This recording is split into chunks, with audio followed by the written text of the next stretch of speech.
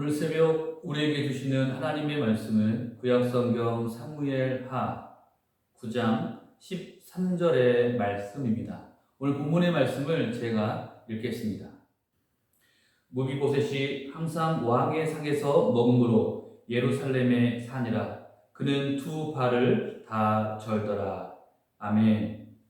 오늘 본문 사무엘하 9장의 말씀은 다윗이 요나단과의 약속대로 요나단의 아들인 무비보셋을 선대하는 사건에 대해서 기록하고 있습니다.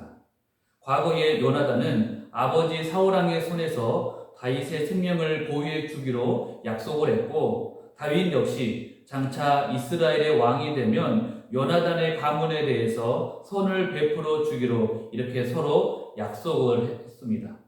그러던 중에 사울왕과 요나단은 이제 블레셋과의 전쟁에서 먼저 죽게 되었습니다. 그 이후에 유다 족속의 왕이 된 다윗은 7년 6개월이 지나서 당시 남과 북으로 갈라졌던 이스라엘을 통일하고 모든 이스라엘의 왕이 되었습니다. 따라서 그동안 불안했던 정치도 이제 안정이 되면서 다윗은 과거에 맺었던 요나단과의 언약을 다시 기억합니다. 그래서 서로를 지켜주겠다던 그 언약을 지키기 위해서 다윗은 요나단의 후손을 찾던 중에 당시 절뚝발기였던 무비보셋을 찾게 되었습니다. 당시에 생존에 있었던 무비보셋은 요나단의 아들로서 사울 왕의 손자였습니다. 그런데 다윗의 입장에서 본다면 사실 이러한 무비보셋은 매우 위험한 존재였습니다.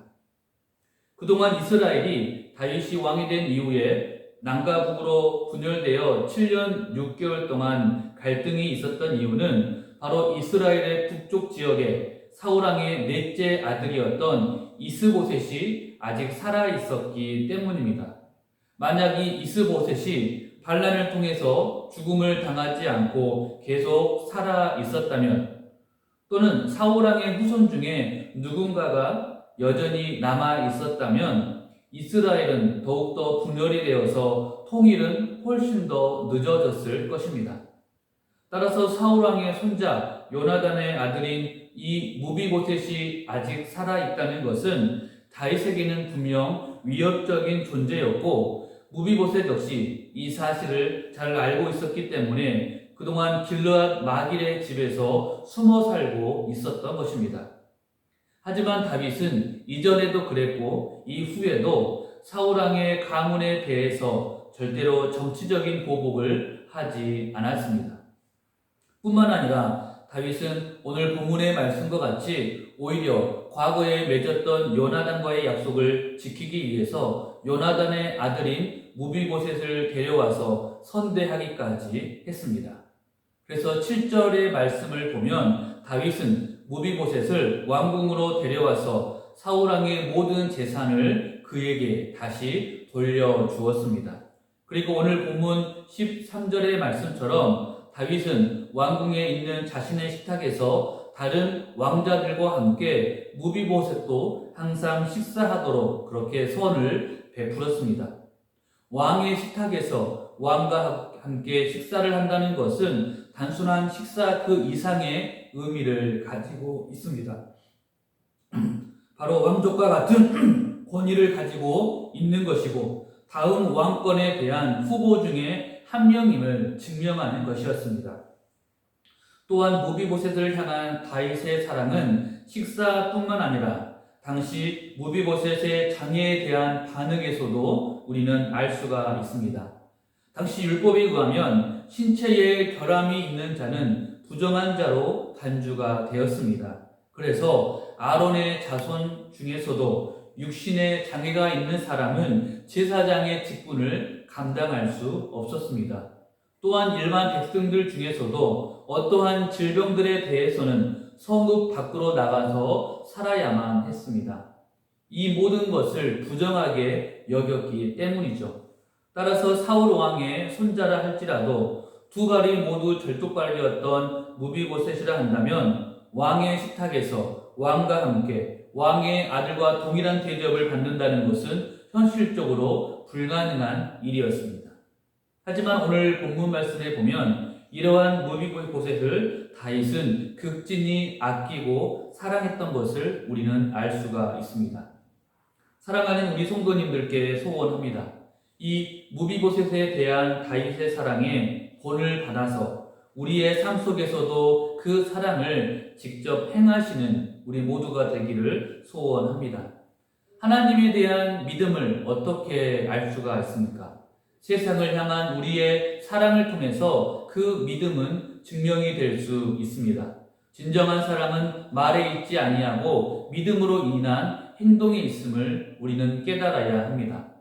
하나님도 우리를 사랑하실 때 말로만 하지 않으시고 우리에게 당신의 독생자 예수를 친히 보내어 주기까지 하셨습니다.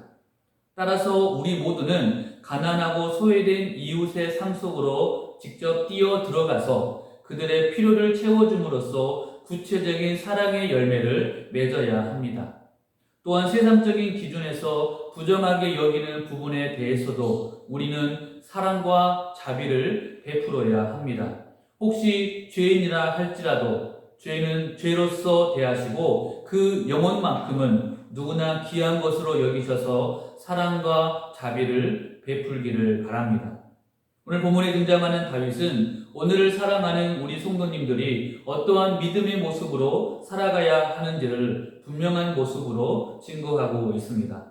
다윗은 하나님이 주시는 은혜와 권세를 가지고 자기 자신을 위해서 사는 것이 아니라 과거의 약속을 기억하고 그것을 직접 실천하는 기회로 삼았습니다. 오늘 하루 동안 우리 성도님들도 다윗의 이러한 모습을 우리 신앙의 본으로 삼아서 어렵고 힘든 이 시대에 다윗처럼 신실함과 의로움으로 살아가는 우리 모두가 되시기를 간절하게 소원합니다. 기도하겠습니다. 하나님 아버지, 오늘 새벽에도 우리에게 주님의 귀한 말씀으로 은혜 주시니 감사합니다. 우리가 이 땅을 살아가면서 하나님을 향한 믿음을 가지고 우리의 삶 속에서 주님의 사랑을 직접 나타내는 신실한 자녀들이 모두 되게 하여 주옵소서. 주님께서 우리를 사랑하신 것 같이 우리도 우리의 가족과 이웃과 성도들을 늘 돌아보고 살피게 하여 주옵시고 오늘 본문에 등장했던 이 다윗처럼 신실하고 의로운 인생을 살아가는 주님의 거룩한 백성 되게 하여 주옵소서. 다시 오실 우리 구주 예수 그리스도 이름으로 기도합니다. 아멘.